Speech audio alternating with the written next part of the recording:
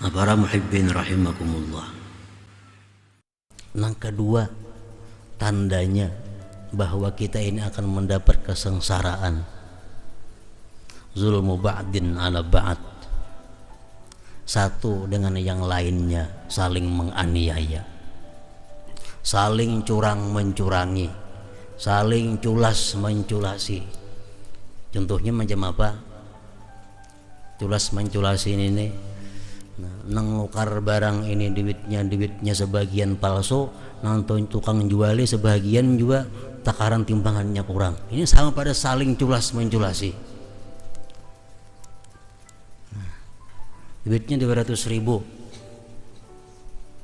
puluhan 20 lembar, 2 lembar nang palsu.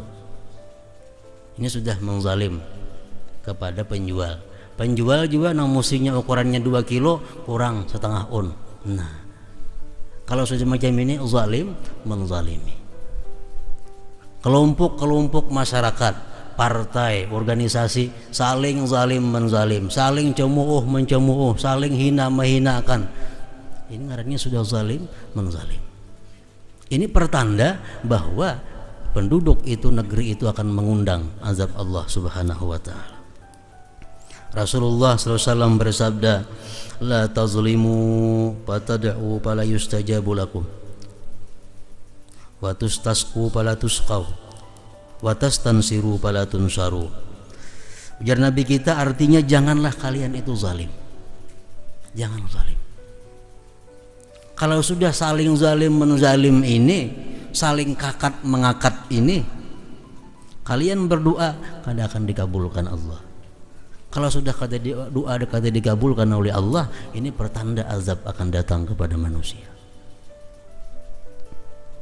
Minta pertolongan, minta hujan, minta kemakmuran, kata dimakmurkan oleh Allah.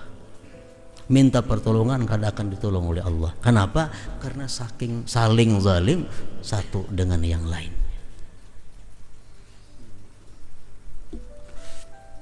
Dalam tafsir Sawi Al-Jalalain disebutkan bahwa Allah tidak akan menurunkan azabnya kalau penduduk dunia ini semuaan kada mengesahkan Allah. Allah kada akan menurunkan azabnya kalau penduduk dunia kada sembahyang semuaan. Allah kada menurunkan azabnya kalau penduduk dunia kada puasa semuaan. Tapi Allah akan menurunkan azabnya bila mana umat ini sudah saling zalim menzalim antara sesama mereka. Kita lihat bangsa-bangsa kafir, bangsa-bangsa yang kada beragama Islam, mereka hidupnya makmur, mereka hidupnya kaya, padahal mereka kada mengesahkan Allah. Tapi mereka tidak zalim menzalim satu dengan yang lainnya. Sapida aman kada berhilangan, sandal kada berhilangan, negerinya aman, diberikan Allah anugerah-anugerah. Kenapa? Karena satu dengan yang lainnya kada menzalim. Lihat di negeri Islam banyak ditimpa banjir, timpa musibah. Maka Islam kenapa? Karena saling zalim menzalim. Hutang ada pembayaran, mengambil ampun orang, menipu ampun orang gawiannya. Nah, Allah menurunkan bala karena zalim menzalim ini. Kemudian lagi alamat-alamat Allah menurunkan kita bala atau bencana, isya'atuz zina war riba, lumrahnya perzinahan dan praktik riba rintan. Maksudnya lumrahnya ini perzinahan apa? Zina itu dianggap biasa. Di kampung ada orang betianan kada ada lakinya, mana ada masalah, biasa-biasa, bahkan suka berjalan ke suatu kamari. Orang betianan kada ada laki. Nah, tentu daripada zina. Kalau pang malu supan kada. Nah, ini menandakan bahwa perzinahan sudah menjadi budaya, sudah menjadi kebiasaan, sudah merupakan hal yang biasa. Nah, ini salah satu tanda ini kampung akan menderita, ini negeri akan menderita. Lumrahnya perzinahan, lumrahnya riba, sampai ke dusun-dusun sudah kemasukan riba, apalagi di kota besar. Rasulullah SAW bersabda, "Ma zahara fi qaumin az-zina war riba illa ahallu bi anfusihim azaballah." Tidak tampak di suatu penduduk itu zina dan riba, melainkan mereka menghalalkan diri mereka untuk menerima azab Allah Subhanahu wa taala. Coba lihat dahulu, kalau orang ada melakukan zina, malu, supan. Dan orang yang melakukan zina ini menurut hukum agama Islam apa? Mesti dibuang daripada kampung. Bila kata dimatii atau diusir. Ini orang yang melakukan zina. Kalau yang berzina ini umpamanya orangnya bujang, belum pernah nikah, melakukan zina. Hukum Islam kayak apa? Dipukul 100 kali. Kemudian apa? Dibuang daripada kampung. Anak ke pulau tengah laut situ ke di mana kah?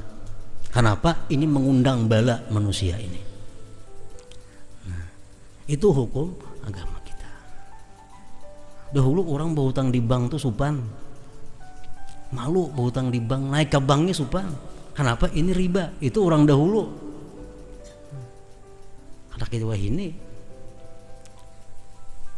Nah, bila sudah ini satu kebanggaan, hal-hal yang diharamkan oleh Allah, yang diharamkan jadi kebiasaan,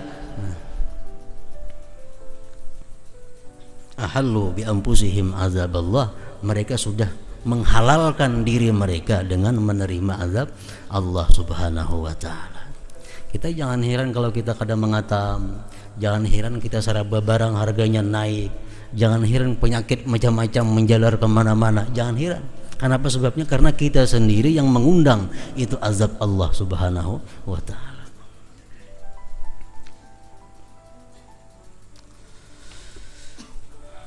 Yang keempat, ihanatu man akramahullah. Ini tandanya. Yang keempat, kita sudah menghinakan orang-orang yang dimuliakan oleh Allah Subhanahu wa taala.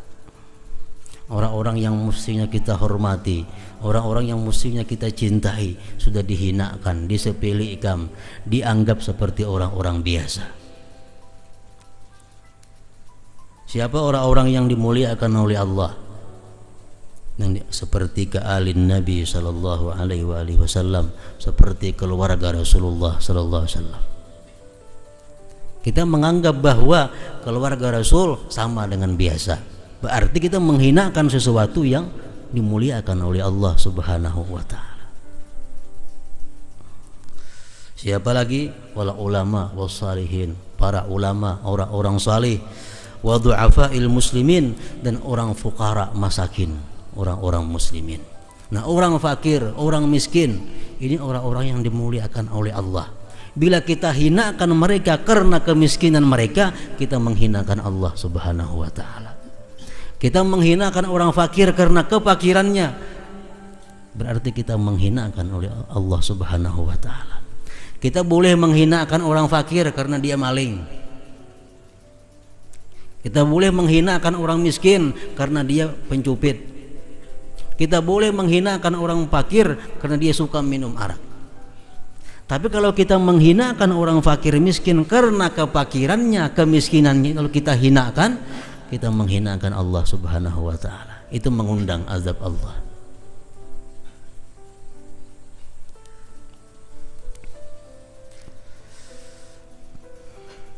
Wa ikramil agniya li ghina. Ini tanda juga. Orang-orang kaya dimuliakan karena kekayaannya. Orang-orang yang punya harta dimuliakan, diagungkan, dihormati karena kekayaannya. Ini bertentangan dengan Allah Subhanahu wa taala. Kita boleh memuliakan, menghormati orang-orang kaya kalau dia saleh, kalau dia sosial tinggi. Tapi kalau kita memuliakan orang kaya karena mengharapkan pemberiannya, kita dikutuk oleh Allah Subhanahu wa taala. Kita muliakan orang kaya, mengharapkan pemberiannya, ini yang bertentangan dengan Allah. Kalau orang kaya itu orangnya sosialnya tinggi, orang kaya itu orangnya ahli ibadah, kita muliakan, kada jadi masalah.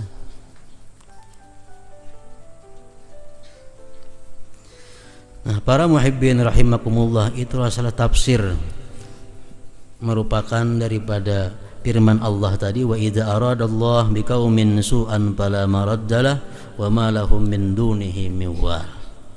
Bila Allah menghendaki satu kaum kejahatan, bala, bencana, tidak ada yang bisa menolak baginya, dan tidak ada bagi mereka selain Allah min wal, daripada orang yang mengurus mereka, menjaga mereka.